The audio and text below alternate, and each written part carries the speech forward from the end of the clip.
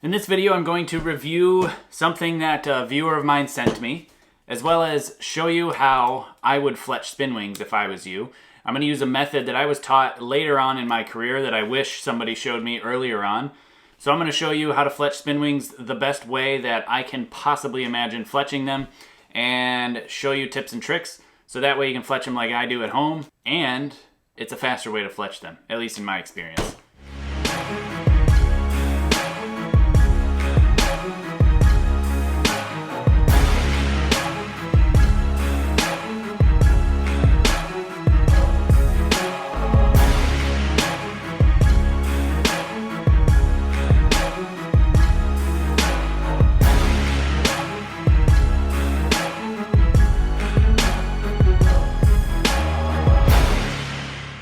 So big thanks to Skylar from Evolve Archery, who sent me this SpinWing lining device for arrows. Basically, this is a version that he's come up with and 3D printed, I believe. So he has a little eBay store that he's selling these jigs, or these liners basically, for your spin wings on your arrows. And I'll put links in the description below on where you can grab these on eBay. They're very affordable, and it looks like it's going to work quite well. And I'm going to show you how I use this to line my arrows to receive spin wings on them. And essentially you fletch them by hand, but I have a nice trick for you to use at home in order to speed up your fletching process, and it'll potentially make your fletching a bit more accurate and consistent. So that means better groups and higher scores. So anyway, again, big thanks to Skylar. I appreciate this, this little jig here, Fletching Jig basically. And I'm going to grab an X10 out of the corner over there, and I'll show you how to use this Fletching Jig, how it works, and give my thoughts on it. And then I'll show you my tricks on how to fletch spin wings faster. So here is the Evolve Archery's Fletching Jig for spin wings. That means you can use any kind of arrow. I got two different sizes here. I've got an X10 and some maximum recurve RZs that I'm going to attempt to fletch using his jig here. It's a little sheet that comes with it. Tells you basically the information that you need to know on how to do it. And I'll figure this out. I'm sure it's pretty self-explanatory. I've done a few of these. Comes in a nice little carrying case that will hold the device itself. So what's neat about it is it's pretty simple, straightforward, 3 fletchings. There's some indications here on the side, and it uses O-rings to basically hold these arms against the arrow. So we'll see how they work. I'm going to take them both off so we can get a better look at this. Both O-rings are the same size, so there's nothing to get confused about there. So here we've got the actual jig itself, and you know, it's got the 3 arms, and at first look they don't want to come down, and I couldn't figure out why, and it looks like it's because they actually slide outwards like that to expand. So you can actually fit different sized arrows in them, which is nice to see. And down inside there, I don't know if you'll be able to see it. Yeah, you can see it there, is a knock receiver. So it's pretty simple, pretty straightforward, the actual knock. And it drops down inside onto that holder. And then these 3 arms will slide against the base like that and hold the arrow so you can draw 3 evenly spaced lines. So it'll work on skinny arrows. It'll work on moderately fatter arrows for sure, because it also fits these maximum recurve RZs, which is really nice to see this adjustment here. That's kind of cool. I haven't seen that elsewhere, and it looks like much fatter too. So probably would go up to 23s if I had to guess. I just don't have some 23s that are easily grabbable that don't have fletchings on them to see if it'll fit in this jig, but that's pretty cool. I like that.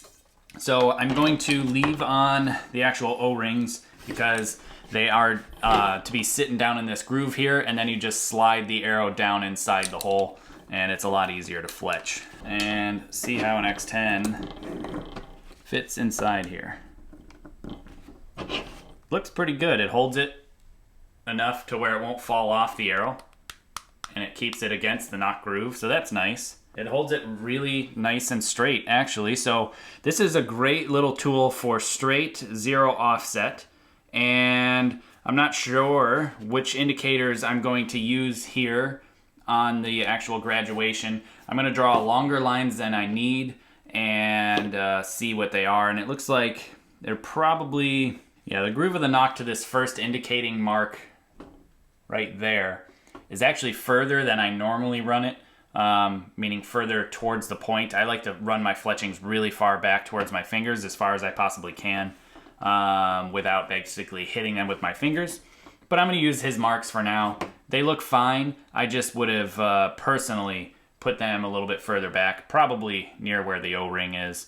I can see old fletching marks down right about there. So about a 1/4 inch or so behind my actual preferred setting. So it's a bit 1/4 inch forward that way, but that's all right. It's not a big deal. So what I'm going to do first to use these properly is you need a marking pen or marking pencil. And here in his instructions, he says to use a pencil. You can use a pencil. A mechanical pencil is most accurate and will give you the most accurate, consistent marks, but they all wipe off. And sometimes you have to do repairs in the fields. So the best thing that I love using, I actually use it to write my name on the arrows. And if I were to be fletching Spin-Wings, this is what I would use. Obviously it's seen better days, but it is a oil-based paint pen. Gold works great, so does silver. A silver Sharpie wears out and kind of gets useless after time, and it wipes off, and it's a really fat, wide mark, so it's not very accurate. You might as well just use a regular pencil and have to put them on all the time. I like using these. You don't have to use this, but it's something I like. And you basically want to start on the indicator and then mark upwards from there, and then pretty much try to do it consistently. And I'm going to see if it's going to be marking the arrow or marking the actual jig. Looks like I'm just marking the jig right now, so I got to point it down a little bit more and mark the arrow, and you can see that nice mark. So as I rotate it to the next section, pretty simple, and get my 3 marks. Now it is with a paint pen, so I probably am going to have an issue with this, and the paint may run slightly, but I'm going to do my best to pull this out nice and simply without messing with the lines. And the lines turned out excellent. Now that one bled a little, probably my fault, and they bled from me dragging them out. So trying to be consistent is tough with this paint pen because it likes to bleed like that, and if I were to let it dry, I could then pull it out without having that issue. But the line is really crisp on this side, and the line is a little bit fatter on the side that I'm going to put the fletching on in this way. So it might be better for me to use the opposite side where it's flat, and you could probably do that if you wanted to fletch further back like I do. Instead of using this graduated side, I would use the other side if you wanted to get them further back. Just a quick, easy little way to do that. But overall, I mean, there's old fletching glue residual on here. That's what you're seeing, that ghosting going on there. I just didn't really clean them off enough. But that's simple. So I'm going to line these other 2 arrows. Actually, I'm just going to line this one more Maxima Recurve RZ for simplicity. And I just wanted to have 2 of them, and this one probably will work better for the video due to the contrasting colors of the entire system. So it just it'll look better on camera for you guys instead of the black X10s. So same thing, I just get it centered up here and kind of try to find it down in its groove. Pull these little arms out of the way. Little pain in the butt to get them out of the way so I could get it down in the groove. I do use large groove nocks.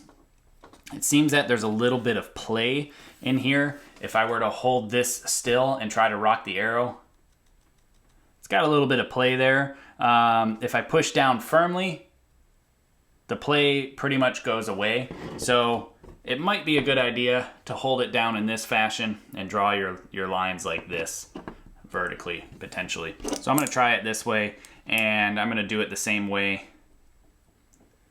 Definitely some movement going on there. I think I'm just going to leave it sit naturally and get it set in place. And you can see it's nice and even and nice and consistent. Get my 3 lines. Now this one I'm not going to pull out of the jig. I'm going to set it aside and let it dry. But overall, I think that this neat little fletching jig is pretty simple, and it works Excellent. Nice and straight. It's perfect for 0 offset lines for you to use at home. I mean, this is a great opportunity to support somebody.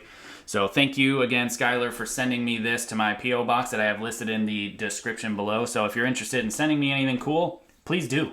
I've had a few things come in, and I have some other things on the shelf behind us that I am working on reviewing that has gotten sent to me over time.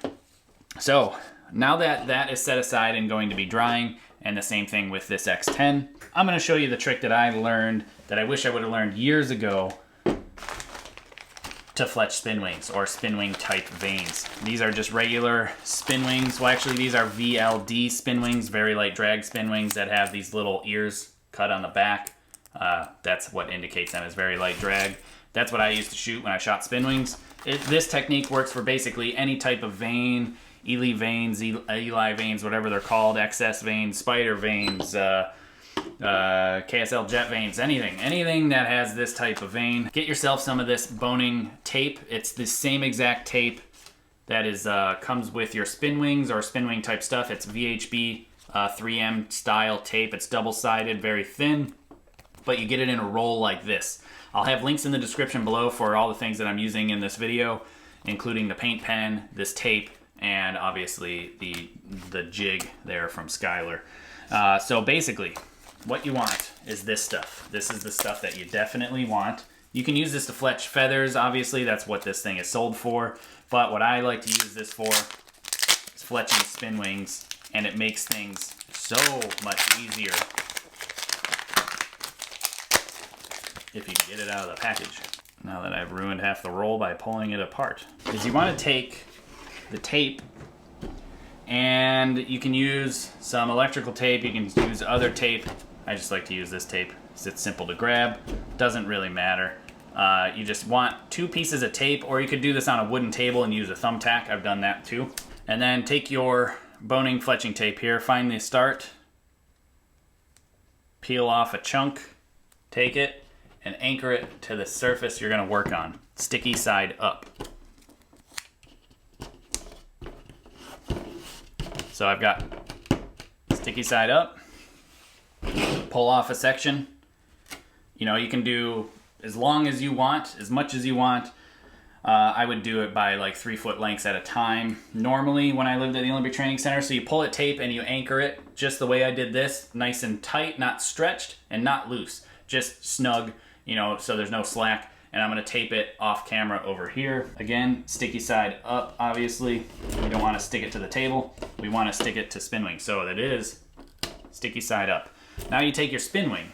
What you wanna do is take your vane and lay it as if you were gonna lay it on the arrow itself. And you're going to stick the one edge, the back edge, front edge, doesn't matter. I like to start with the back edge, anchor it, and then you want to line it up so the actual spin wing itself is sitting on the tape like that. So we're basically pre-taping our spin wings onto this tape. And you basically can butt them almost up against each other.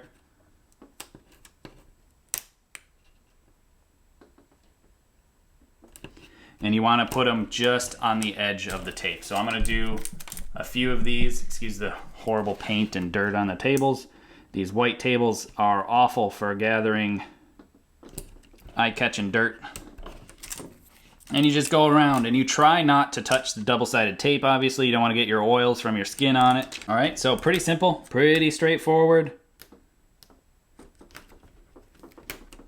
Anchor the back, line it up to get the edge correct without sticking it down, hopefully.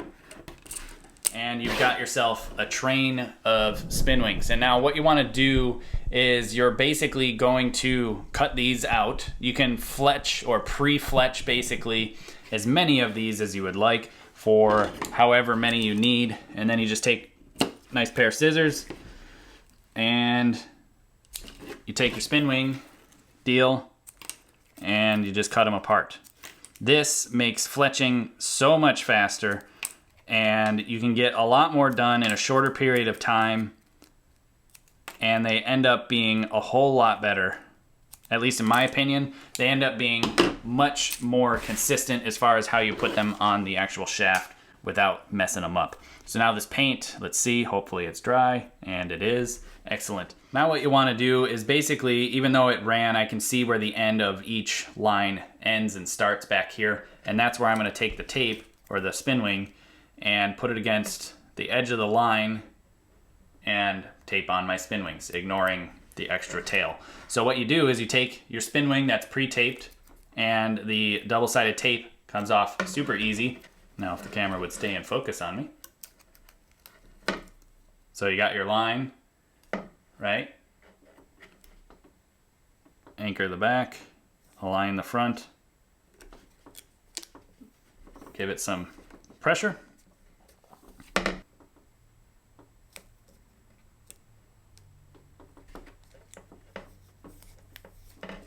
And there you go, there's one arrow already done basically. I gotta tape the ends, I'll show you that in a second. Check it out now. 3 good lines, easy to see. It's like the first time ever on this channel to have stuff that is contrasting colors so you can actually see what I'm doing.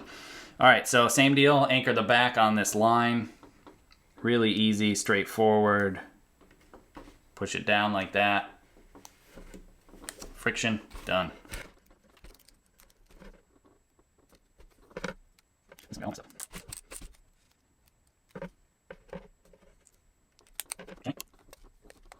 I prefer this method over using arrow wraps because due to what I know about Olympic style recurve, any sort of finger shooting really, is that any weight you add to the back, you're going to lose forgiveness because it stiffens up the back of the shaft relative to the front of the shaft.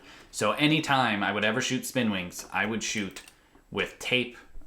I would shoot with lines like this on. Or if you had to have wraps because you really, really wanted them for whatever reason, make them super short. Don't make them really long. All that extra weight is just stiffening up your arrow and you're gonna dynamically lose out on some performance downrange.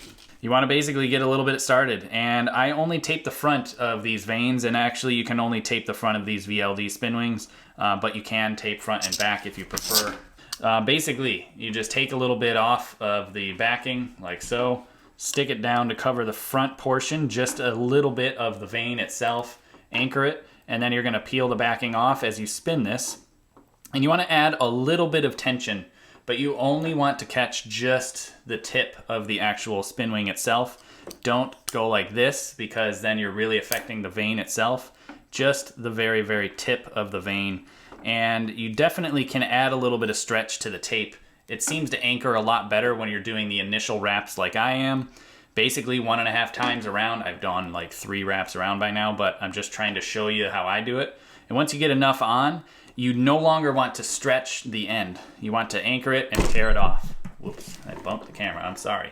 So you want to anchor somewhere on the arrow, on the vane, just off the fletching, whatever you'd like to do, doesn't matter. Just to get it started. Get a couple wraps just on the tips, like that, and then pop it right off and it's done. So there you go, that's how you fletch SpinWings, the easiest way that I can possibly imagine. Somebody showed me this after I had been shooting for years, and this reduced all of my frustrations, mostly, of shooting SpinWings. This is definitely the easiest way to put them on. You can probably have some of these pre-taped in your case in a little hard box or something like that to protect the SpinWings, and then just slap them on when you're good to go. If you live in a very hot environment, you may not want to do that because it'll probably start separating slowly over time, and you wouldn't want to have it sitting for too long. Now, these VHB tapes, they do basically cure over time, and they actually get stickier over time. So, you know, if you're having problems with them sticking and stuff like that, give them 24 hours before you shoot them after this. And this is definitely the fastest way that you can fletch SpinWings as far as I'm concerned and still have a good looking setup. So again, thank you Skylar for sending me this really cool little jig here that he's been working on. Works great, and it's excellent for people looking to set up their SpinWings for straight offset, which is the most common thing to do. And it's an easy, simple little jig, packs nice and small, can keep it in your case, and it's definitely worth it. Plus, you're supporting a aspiring archer, or at least an archer that is shooting in college currently. So thank you again to him. Anything that you need for these type of SpinWings, the paint pen itself, this roll of fletching tape from Boning, I will put links in the description below, as well as where you can get this stuff. Hey, thanks for watching. If you like this video, consider hitting the subscription button and the notification bell, as well as the like button. I would appreciate it. Also, please consider supporting my channel. If you head to my website, jakekaminski.com, there'll be info and links on Patreon, apparel, books, and equipment sales, PayPal donate button, a P.O. box to send things to, and above all else, please share this video because there's no better advertising than word of mouth.